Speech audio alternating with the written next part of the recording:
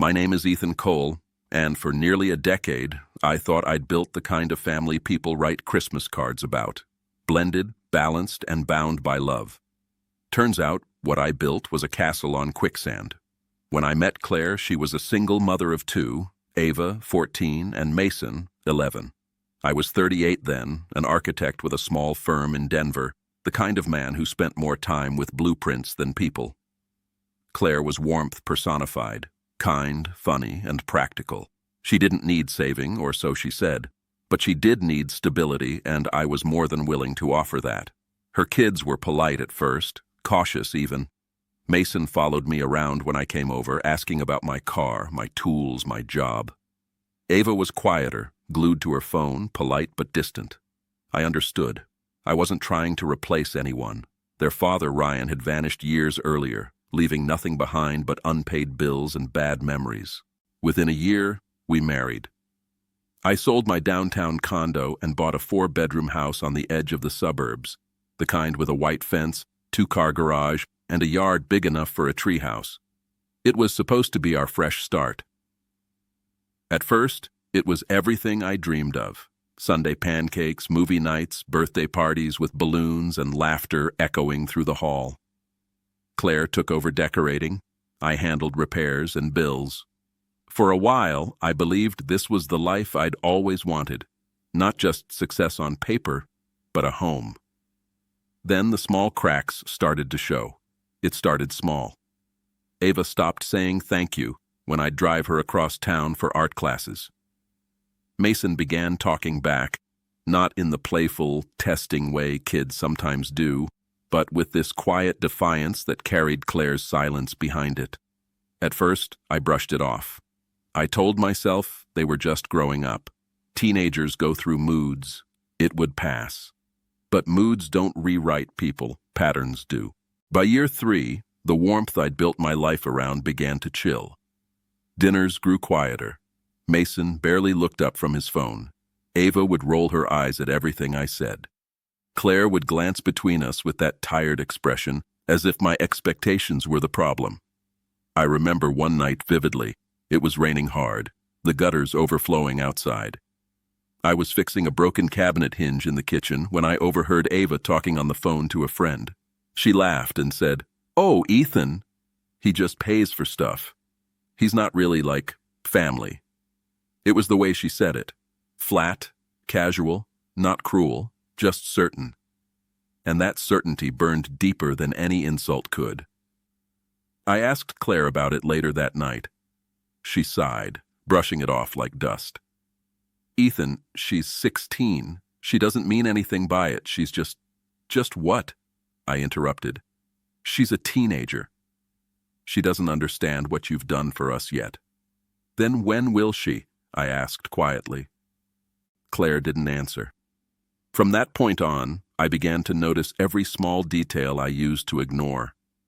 How they never offered to help clean after dinner. How they'd leave lights on in rooms I paid to heat. How Claire would use my credit card just for groceries, but come home with designer bags. Gratitude had turned into entitlement, and love had turned into expectation. And I was the only one who hadn't noticed the shift until it was too late. It happened on an ordinary Tuesday. No arguments, no warning. Just the kind of day that quietly changes everything. I came home early from a client meeting. The house was empty except for the faint sound of laughter drifting from the living room. I thought they were watching TV until I heard my name. I froze. Ava's voice came first. "He acts like he owns the place." Then Mason. "Technically, he does. But Mom says if they ever split, she gets half anyway." A pause. Then laughter. Light, careless, like they were talking about the weather. Ava added, "Good. Maybe then we can finally live somewhere that doesn't smell like his coffee all the time." Their words weren't just disrespectful. They were comfortable. They'd talked about this before. I stood there in the hallway, my keys still in my hand, realizing I was a stranger in my own home. Not a father figure, not even a friend. Just a man funding their comfort. That night I didn't confront them. I didn't yell. I didn't slam doors or throw things. I cooked dinner. I asked about their days. I laughed when Claire told a story from work. I smiled. But inside, everything was gone. After they went to bed, I sat alone at the kitchen table, the same one I'd built with my own hands, and I started writing. Not a letter, a record, every mortgage payment, every tuition fee, every grocery run, every repaired pipe, replaced appliance, upgraded room, every receipt that had my name on it. By the time I was done, the total looked like something out of a business contract, not a marriage. $387,000. That's what it had cost me to be treated like furniture. For weeks, I kept my composure. I smiled through dinners, fixed leaky faucets, and listened to Claire talk about our financial goals, goals that were apparently built on my back. Until one evening over dinner, Mason said something that made time stop. He looked up from his plate and said casually, "You don't get to tell us what to do, Ethan.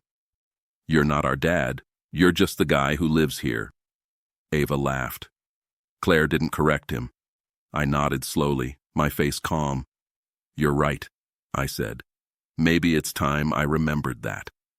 And that night, I made a decision. Not out of anger, not out of pride, but out of clarity. If they wanted to know my place, I'd show them, by removing myself completely. And when I left, I wouldn't just take my presence. I'd take everything that had kept their world running. I moved with precision, not anger, precision. The kind that doesn't burn bridges, it quietly removes the foundation beneath them. The first call I made was to my lawyer. I brought him folders filled with bank statements, receipts, messages.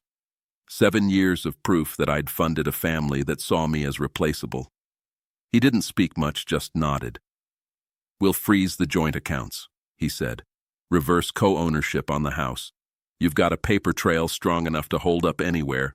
"Good," I told him. "Make it clean." Next, I stopped every automatic transfer, utilities, tuition, subscriptions, all of it. I contacted every company I'd been paying for and redirected the accounts. It wasn't vengeance, it was accounting. When I got home that evening, Claire sensed it immediately. Something in my silence told her this wasn't one of our usual talks. She asked, "What's going on?" I set the folder down on the table. "That," I said, "is every dollar I've spent in this house. Every mortgage payment, every repair, every bill. You can buy me out or I'll sell my half. Either way, I'm done." Her face drained. "You can't just walk away." "I'm not walking away," I said softly. "I'm giving you exactly what you asked for, a family without me in it." For the first time, she didn't have a reply. Within weeks, the system started to collapse. The Wi-Fi stopped.